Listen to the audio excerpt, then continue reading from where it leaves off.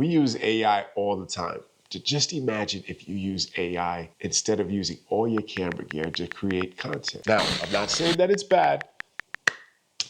Just think, that's the premise. Let's just say you don't have to use your gear anymore. You can just simply type in a prompt and create a whole video.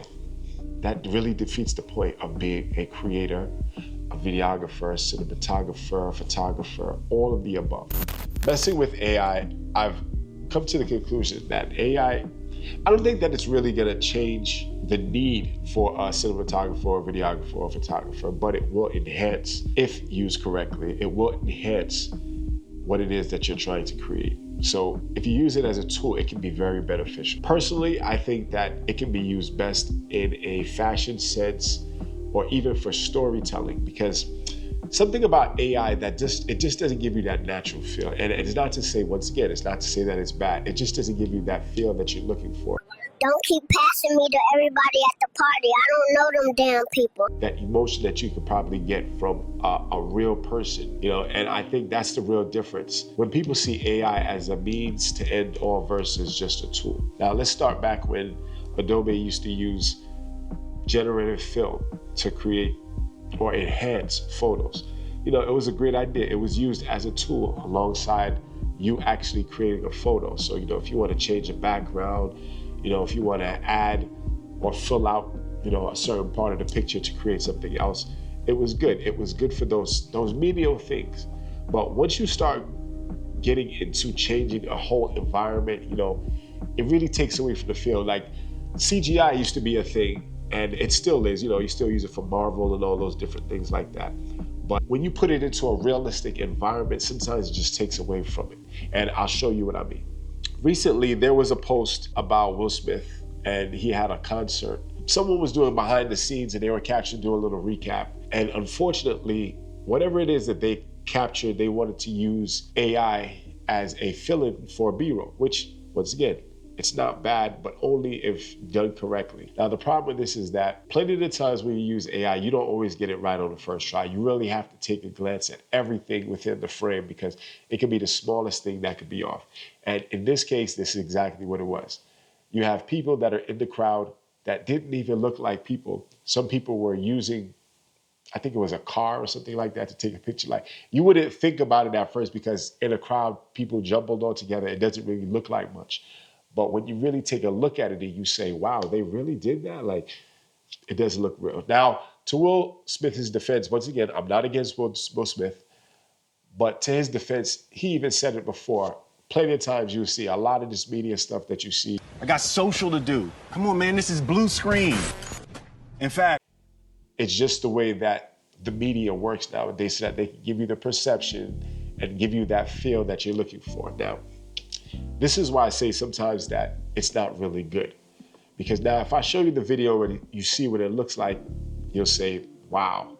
So going over it here, you can see one aspect where Will Smith is just in the crowd.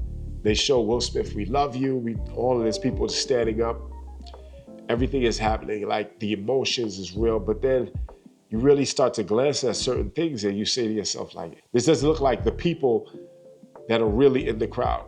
Now, this could just be a person in the crowd that they just planted and say, you know, do this. But then the other side of it is, why would you come to a concert just to hold up a car to pretend to take a picture?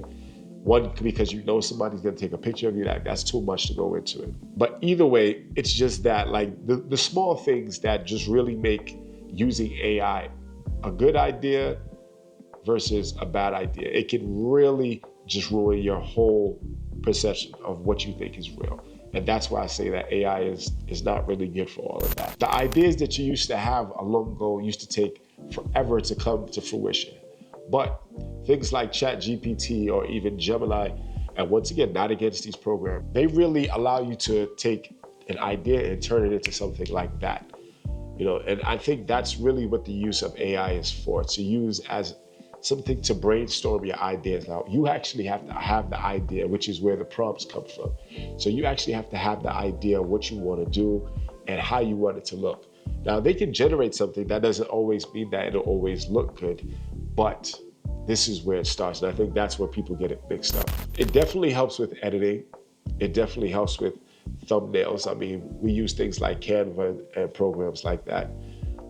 Definitely helps with voiceovers because plenty of times we've used voiceovers for different types of content where you just want to get that natural feel, that immersive feel within the video content that you're creating. But ultimately, what you do, the real connection, the strategy behind it, how you actually compose everything, that's all you. That's all you. And this is why I say, like, they say to get rid of all your gear and just use AI. I really have to disagree. You guys drop a comment below. Let me know if you use AI for anything, whether it be Photoshop, whether it be video creation, whether it be for your fashion brands or product photography. If you use AI, what do you think about just completely getting rid of all your gear and just using AI to create all your content? For storytelling, AI is really one of those things where it can enhance what you're trying to come up with. Once again, you actually have to have the strategy. So if you're trying to create like comedy or storytelling within AI, where it's not really factual, so to speak, I don't want to say real, but factual, you can use AI for it. And no one will think the slightest of it, right? I'm going to put this video up here and you guys can let me know in the comments if you've ever seen these type of videos and say, well, it's cool, it's a great idea, or maybe you thought it was bad. I personally think it's great for storytelling. You use these type of things, and these commercials are very, very widely used. Why? Because it takes away the time from actually breaking out your camera, using a real life, let's just say a baby, so to speak, to try to get these reactions and try to get the facial expressions. And it takes all that away and it creates a nice story for you. So with that, you do save time, you do save money.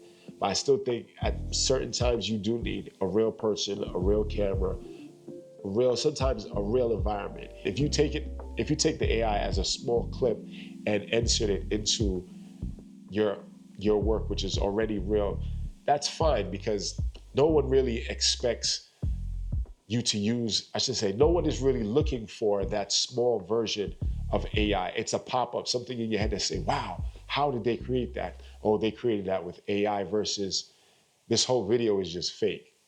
Like, you get a different feeling when you see something that just lands in there and you say, wow. Like, let's say you have a picture and somebody goes through the eye of a glasses. I used AI and I said for one of my videos, and I said, let me just see if I could just recreate something. Now, I can do this in DaVinci Resolve manually, mask out the scene, create my tracking points, then I can do my pass through so I can get it through the visual black. Just using the AI, it was just as simple as uploading a clip, telling it exactly what you want to do, put a prompt in, and it does it. So with that small thing, like, that's where I say, like, using it as a tool, it can be very, very great. ChatGPT, on the other hand, where you have, like, you can put like a prompt and you can put a text. Like, once again, you're running your ideas by this. So like these text to video services that have come out, which there are plenty of them. I'll list a few down in the description that I think are pretty usable, but these text to videos are really what drives the social media algorithm, because now you see a different kind of content, a different type of media outside of the norm. Will it replace you having to pick up a camera? I highly doubt that it will completely do that. You will still need a videographer. You'll still need a cinematographer. You're gonna get married sometime. You're not gonna do your whole wedding in AI. It just takes away the feel. So these type of scenarios, I don't think that it will completely eradicate it. If you feel like AI is one of those things where you can't live without, then I think you really need to reevaluate your creative process, especially as a photographer. Because as a photographer, we use AI as a tool to add on to our actual photography. In conclusion, I'd say that AI will really just enhance the way content creators come up with ideas, which is also a plus, because now you'll always be evolving when it comes to idea, because now you're running your ideas against these machines, so to speak. So they're giving you workflows, they're giving you scripts. These things are not to be taken exactly word for word. They're just giving you ideas. You can actually change up everything till it fits you, because ultimately you don't want to just copy everything. Once again, that's plagiarism for one. Two, you want to fit it into your own realm of creating. That's what will allow you to keep your camera gear on the scene and continue to be a content creator. So with that, you guys, don't forget to subscribe, like, drop a comment. Don't forget to share this to anybody that you know that uses AI. And I will see you guys on the next one. Until then, stay creative. Peace.